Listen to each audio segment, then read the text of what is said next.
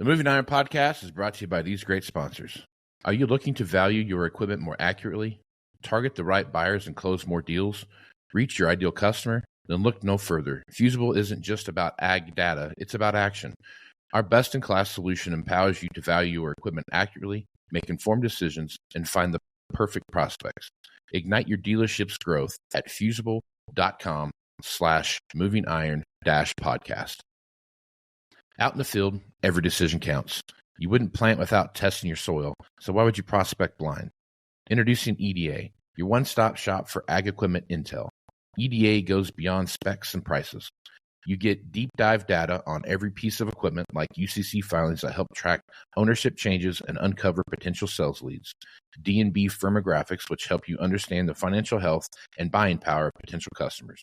Market trends that help you stay ahead of the curve, and insights on equipment demands and pricings. With EDA, you're not just looking at data, you're seeing opportunity. Find the right buyer, sell smarter, and build lasting relationships. Visit edadata.com for your free demo and unlock the power of knowledge. For over 80 years, Iron Solutions has been your go-to data source for ag dealers, lenders, and manufacturers. Get powerful appraisal and value forecasting tools that fuel profitable decisions anytime, anywhere. Get your free demo at ironsolutions.com. Iron Solutions, confidence in every click. Today, there are many ways to finance ag equipment, but nobody delivers simple, fast, or flexible financing like AgDirect.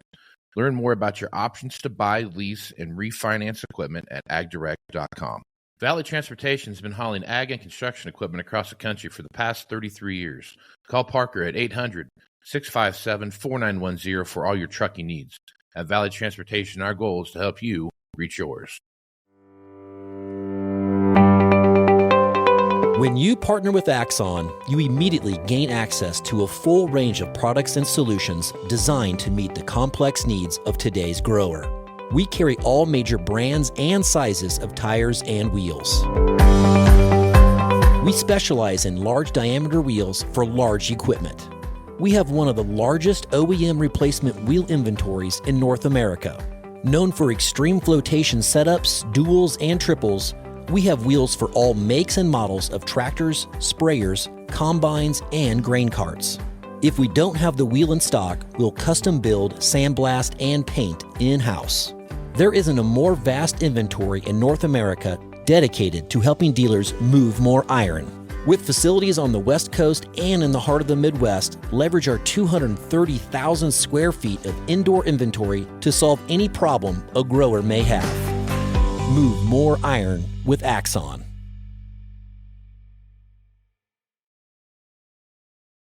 Moving iron in the 21st century. Hard-working people working hard for you and me. Moving iron time and time again. Through the years you'll find us here. Moving iron. Hello and welcome to Moving Iron Podcast. I have got Alan Hoskins with me from American Farm Mortgage, and I would tell your title, Alan, but for whatever reason, even though it's written down on this piece of paper in front of me, I would butcher it to death. So I'll let you go ahead and tell people what you do for American Farm Mortgage. Basically, my title is President and National Sales Director. Yeah, for whatever reason, I can't get those words to come out of my mouth at the same time whenever you're on here, Alan. So appreciate you coming on, man, talking about what's going on in the world of ag finance, man. So, well, let's just start this way. So here we are, it's February, what is today's date? February 12th, and we are kind of working our way through the renewal season, all those kind of things, and we're continuing to see some struggles in certain sectors of the commodity marketplace when we're looking at what's going on with different crop prices and those kind of things. You talk about this a lot when you're on here, Alan. You talk about marketing plans and understand those marketing plans, know where your break-evens are and those kind of things. So I guess as you take a look at what's going on around you, Alan, what are some of the things that are coming to the front of your mind here when you start looking at how are you planning for 24 and, when you're talking to your customers? Well, first and foremost, Casey, you talked about where we've seen commodity markets move. Corn market right now, if you look at least in our area and what's available, the corn market particularly is presenting some challenges for 2024 relative to potential profitability. Bean market's tightened up as well, but the corn market, I would tell you, is a little more the focus. And that does, as you talked about, accentuate the need to really understand those break-even points. Because historically speaking, I don't know that we've ever gone a year where there wasn't at least one potential profit-selling opportunity. But just making sure that those marketing plans are fine-tuned, discussions are held with the merchandisers that they're working with, crop insurance agents, bankers, trusted advisors, whoever that might be. Just making sure that there's a plan in place to take advantage of opportunities when they present themselves and not have it be a feel type thing of enacting sales, but rather a data-based decision of when to put sales on the books. And as part of doing that also, should the market move in a favorable direction, looking at how to maximize the profit opportunity that could present itself after that. So, the short answer to your question, corn market's presenting more challenges than the beans, but certainly both of them are stressed right now. Yep, for sure. All right, so when you're looking at from a long-term marketing kind of plan and those kind of things, what kind of advice are you throwing out there to folks as you're looking at? I mean, we've talked about this a million times on here. I've talked about it with you. I've talked about it with Chip. I've talked about it with Sean. You know, there's one time a year, maybe two if you're lucky, where there's an opportunity to sell at a profitable level. And talk about positioning yourself for that, Alan. I mean, what's some of the advice that you've given your customers about that in the past? Well, again, I think it goes back, Casey, to do the best you possibly can to remove emotion, first and foremost, because feelings, a good portion of the time, do not make good business partners. Right. And making sure that there is some type of mechanism in place that, I won't say it should be automatic, but it should be right up to the line of automatic, that if you're comfortable with a sale at a certain point, making sure that there's the mechanism in place, because producers are extremely busy, and it doesn't matter what time of the year. They're typically going in many, many different directions at once. And having to monitor the market each day throughout the day in order to get that desirable sales position in place is probably not the best management of their time, because they're going to be focused in other areas. So I think, Casey, it does go back to get that plan, get it developed, but also understand that that plan is not set in stone. The plan does need to be dynamic. It's going to need to change throughout the year. So I think that's the other component of a good marketing plan, is making sure that it is dynamic enough that it can be modified depending upon a couple of different scenarios of what they think the market might do. And Casey, there's some great merchandisers out there that work well with producers.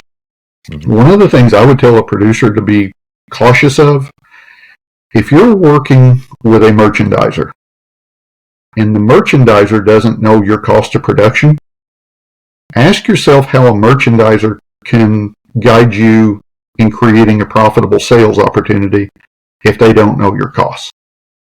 Yeah. Makes it tough. It does. Yes. Yeah. Makes it pretty tough.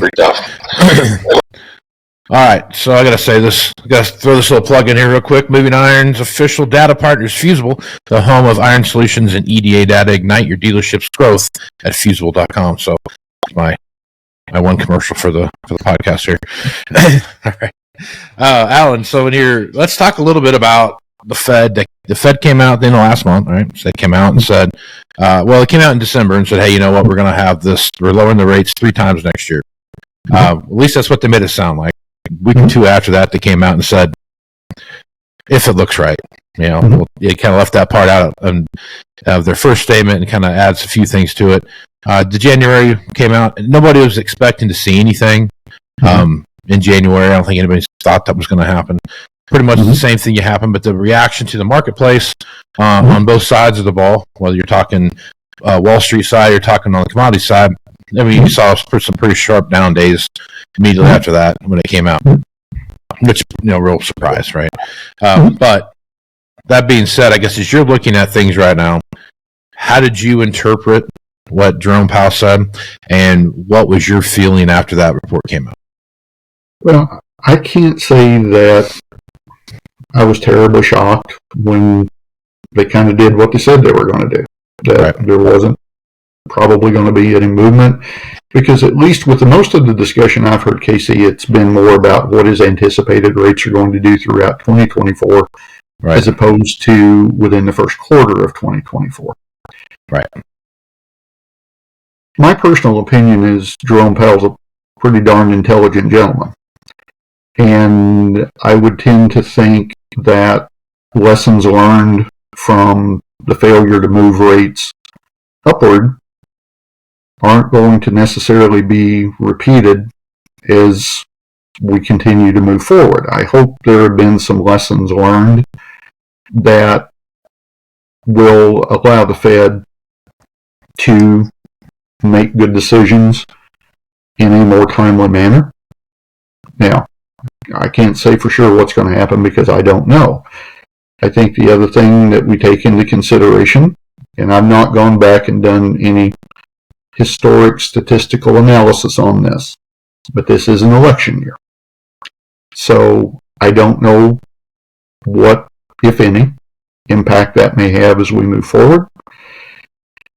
I think producers, as they sit here today, we're aware, obviously, of current interest rates.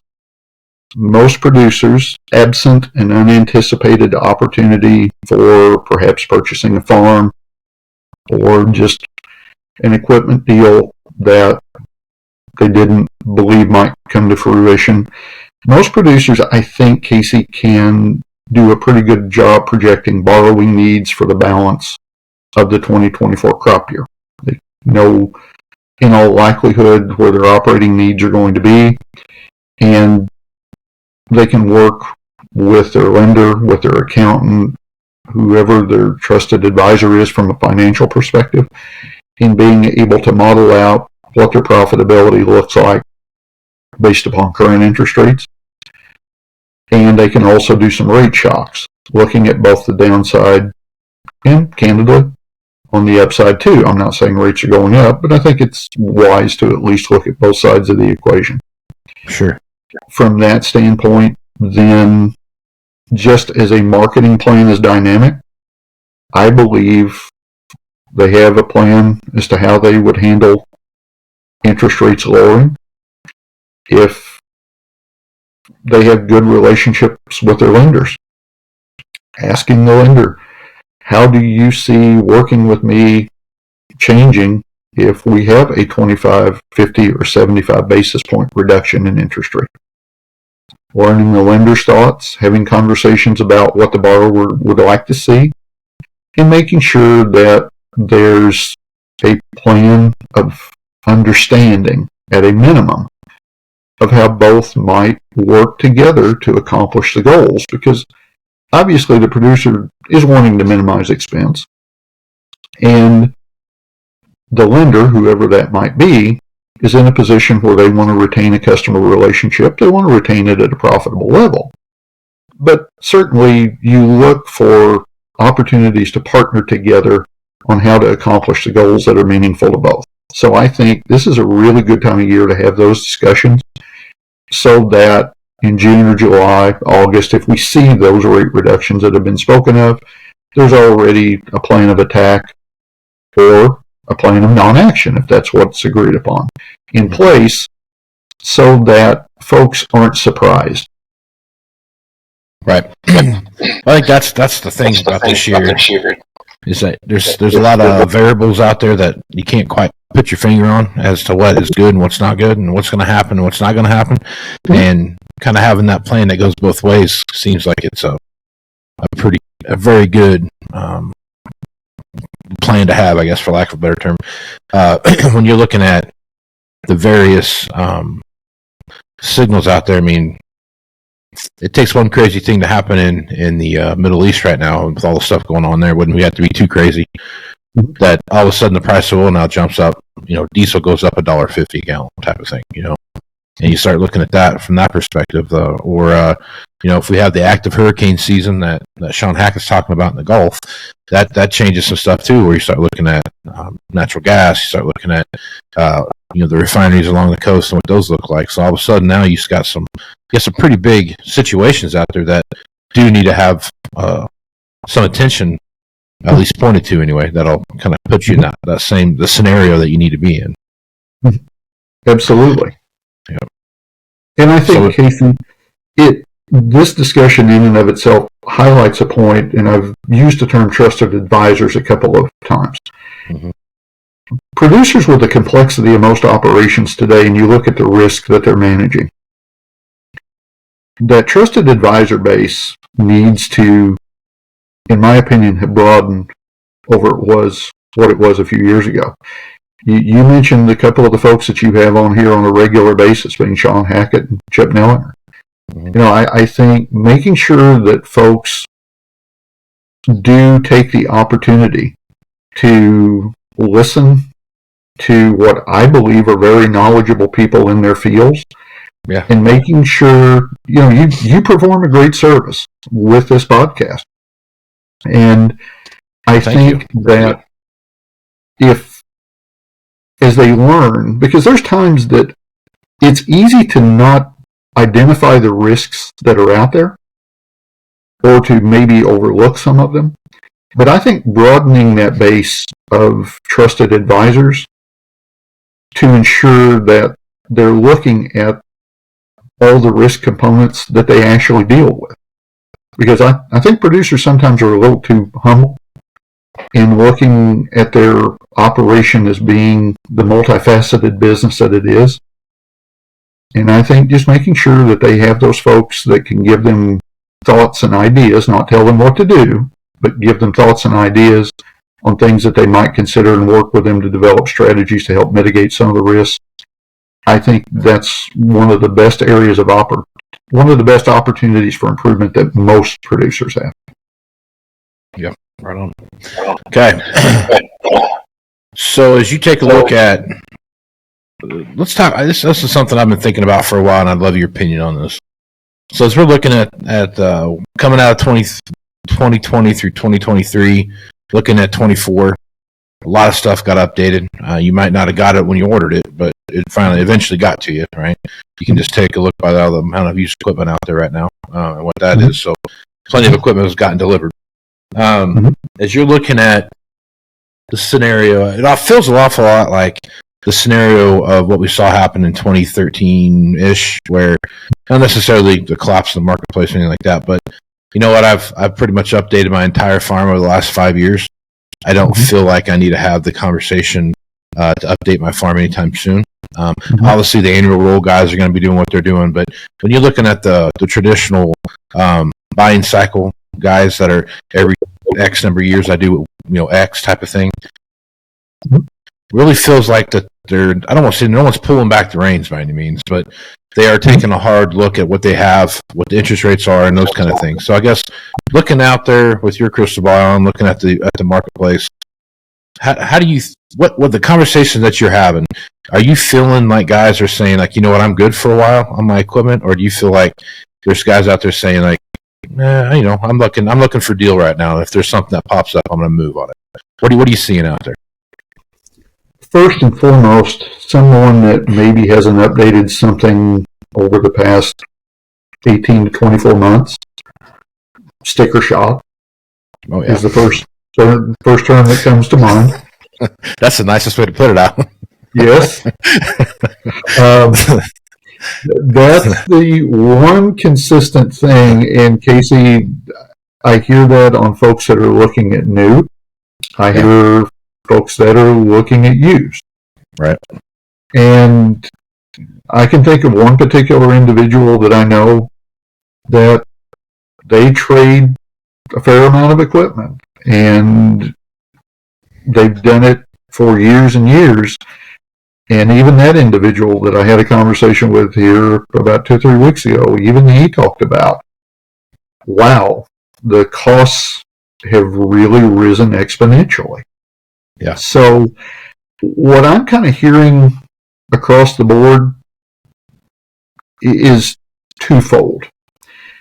Number one, I'm hearing a little bit of trepidation in someone that hasn't updated, say, a combine in 2 or 3 years.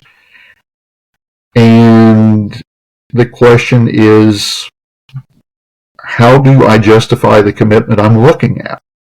Right. Whether from a new perspective or a 1-2 year old piece of equipment. So the numbers just in and of themselves are causing some people to take a little bit of a pause that might ordinarily have already pulled a trigger. And they're doing the right thing, and they're not just looking at 24, but they're looking at 24, 25, and 26 and making sure cash flow looks realistic going forward. Yeah. The other thing that I'm hearing, Casey, you and I have talked about this before, looking at what type of upgrades may be available that make keeping the existing unit a little longer more cost effective. Right. So I think one of the things the rapid rise in costs has contributed to that's very positive is I think it is, I won't say forcing people, but I think it's teaching people to stop and do a better evaluation than maybe historically has been done in, is this a good utilization of my capital before they pull the trigger. So I agree with what you said earlier, and some of the traveling that I've done, Casey, just driving different places, I've seen a fair amount of used equipment sitting on lots. The other thing I'll say is this past weekend, my wife and I took a little trip and came back, and driving by different dealers, I saw an awful lot of new equipment sitting on lots yet to be delivered. And I'm guessing there's used equipment coming in to replace that new. Yeah. And this is the first time I've seen that in a couple of years. Yeah. Not very often do you have something new go out where there's not a used piece coming in behind it. So that's pretty safe to say that it's typically a 1-for-1 transaction. So you've got plenty of stuff coming in. So that, I guess that kind of leads me back into this next question is I've had the conversation a couple times now with folks where we're looking at, hey, here's what we're doing, here's what kind of things you're looking at. And I've said, hey, if you can sell a piece of equipment now and you want to, and you don't need it, and you want to replace that piece of equipment, by all means, if you can sell it right now, sell it and wait and see this fall, because there could be some, you're starting to see the look and feel, especially on these row crop tractor side of the marketplace, that there could be some opportunities that are coming here. I would start saying, 6 months in the year, June, July timeframe, you could start seeing some real significant movements in the amount of equipment that is popping up on some of these auctions. I mean, we're still seeing a steady supply come across on the online side of it, but I'm talking about the one-day event type stuff where you've got several bidders out there looking at a big lot of stuff, and there could be some great opportunities for buyers out there. I guess what's your thoughts on that, Alan? Do you think you're going to see some better opportunities? Obviously closer to the end of the year, and I mean, I guess as you're looking at it from where Section 179 plays into it and all that stuff. I guess I think, Casey, you had a really good thought at the very beginning of that question, in the respect that if producers have an opportunity to sell something that legitimately is not needed at this point, I do think looking at it right now probably is a really good thing to consider. Granted, you're going to have some tax consequences if you sell that item outright, but candidly, because of some of the tax laws changes a few years ago, you have some things associated with trades that we didn't used to have. So that's been mitigated somewhat. I think, to me, one of the fundamental differences that I see in the market is that if you look at the proliferation of online auctions today, and you go back pre-COVID, we basically had, for the most part, auction seasons. We had combine season, and we did. When everything was pretty much in person, there might be times where you wanted to acquire a piece of equipment, you might struggle to find something. One of the things I think is fundamentally different today than we've seen historically is there are multiple online auction outlets that I think are available on a more continuous basis today.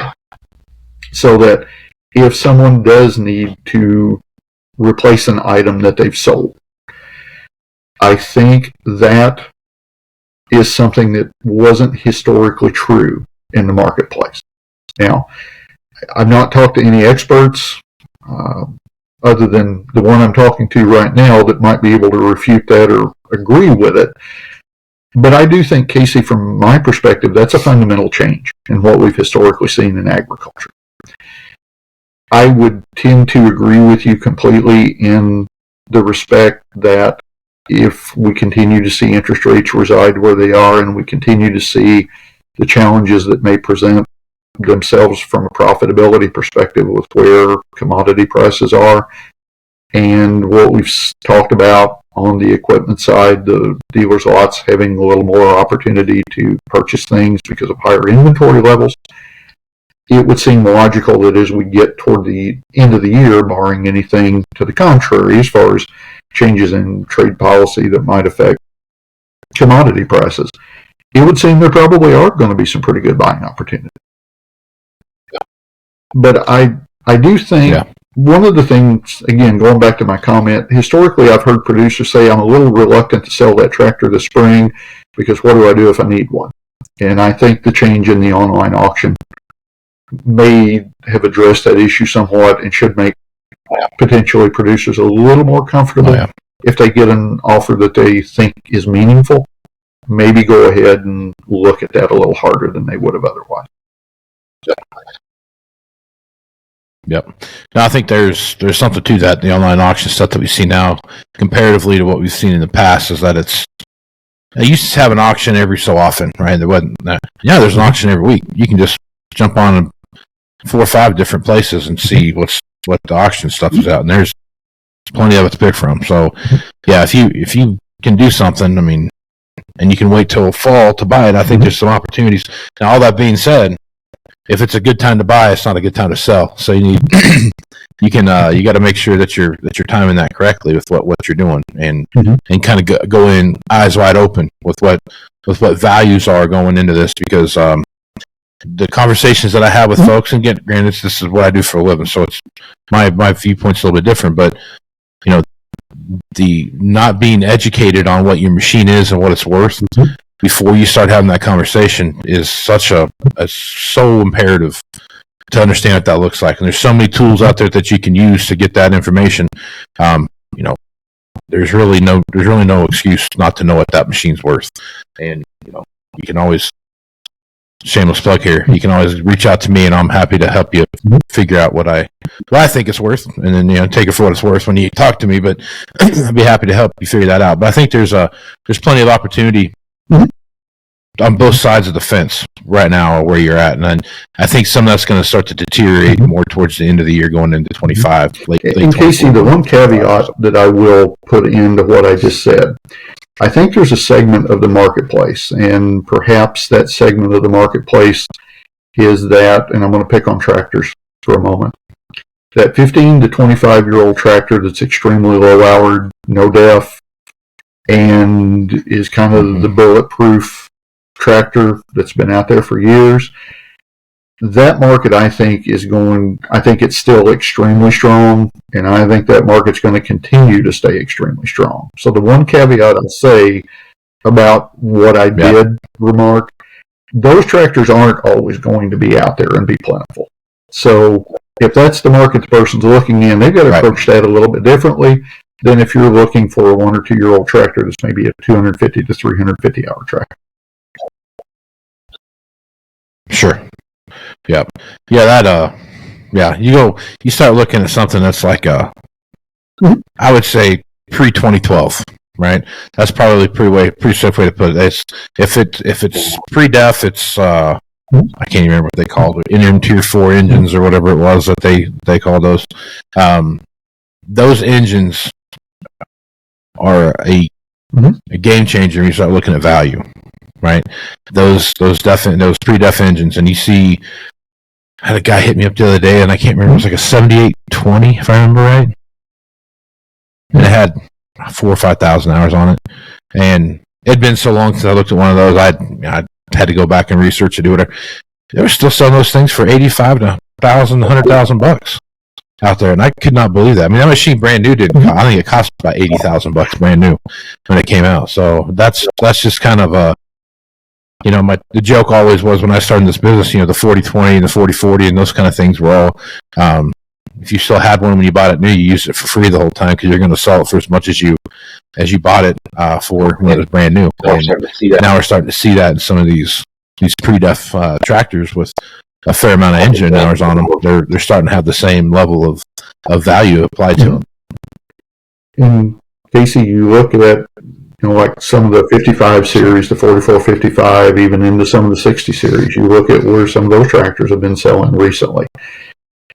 There's been some sales on some reasonably low-powered ones of those that you're well over what original sales price was on those. But again, I'm not sure how surprised we should be at that, given what new ones have done. No, sure. It's all a direct correlation to it. All direct correlation to new. So, every time. All right. Well, that's probably a good place to stop. If folks want to reach out to you and get more information about what it is you're doing, you can reach out to me, Casey. My email address is ahoskins@americanfarmmortgage.com, and they can reach me. My cell phone number is 618-926-0463. Always welcome phone calls. I'm glad to have conversations with folks. Right on. Well, and I always look forward to this when we have a chance to talk, and I look forward to seeing you. Enjoy your time at the National Farm Machinery Show down there in Louisville.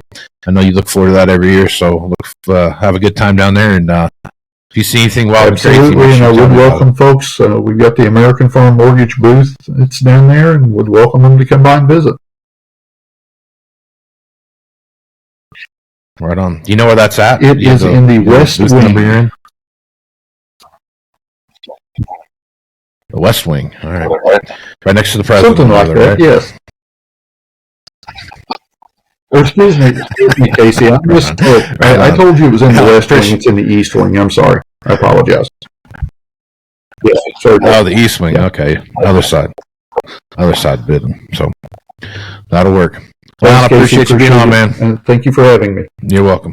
I'm Casey Seymour with Moving Iron Podcast. Check me out on Facebook, Twitter, and Instagram at Moving Iron LLC. Go to LinkedIn at Moving Iron Podcast, and you can check also there at the same handle on TikTok and Snapchat.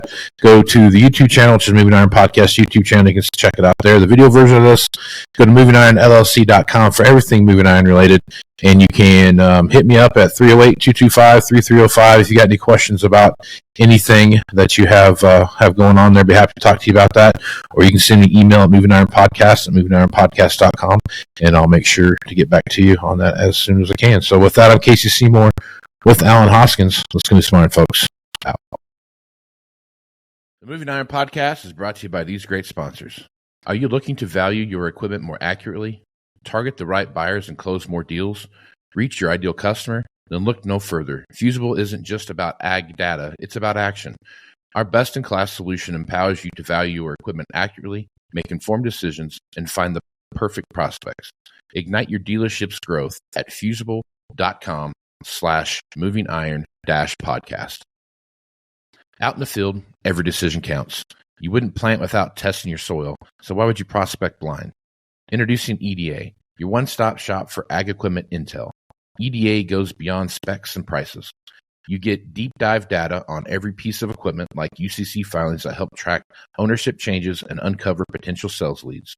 D&B firmographics, which help you understand the financial health and buying power of potential customers. Market trends that help you stay ahead of the curve, and insights on equipment demands and pricings. With EDA, you're not just looking at data, you're seeing opportunity. You find the right buyer, sell smarter, and build lasting relationships. Visit edadata.com for your free demo and unlock the power of knowledge. For over 80 years, Iron Solutions has been your go-to data source for ag dealers, lenders, and manufacturers. Get powerful appraisal and value forecasting tools that fuel profitable decisions anytime, anywhere. Get your free demo at ironsolutions.com. Iron Solutions, confidence in every click. Today, there are many ways to finance ag equipment, but nobody delivers simple, fast, or flexible financing like AgDirect. Learn more about your options to buy, lease, and refinance equipment at agdirect.com. Valley Transportation has been hauling ag and construction equipment across the country for the past 33 years. Call Parker at 800-657-4910 for all your trucking needs. At Valley Transportation, our goal is to help you reach yours. This podcast is proudly provided by Axon, helping dealers move more iron for the past 100 years. Find out more at axontire.com. Move more iron with Axon. Moving iron in the 21st century.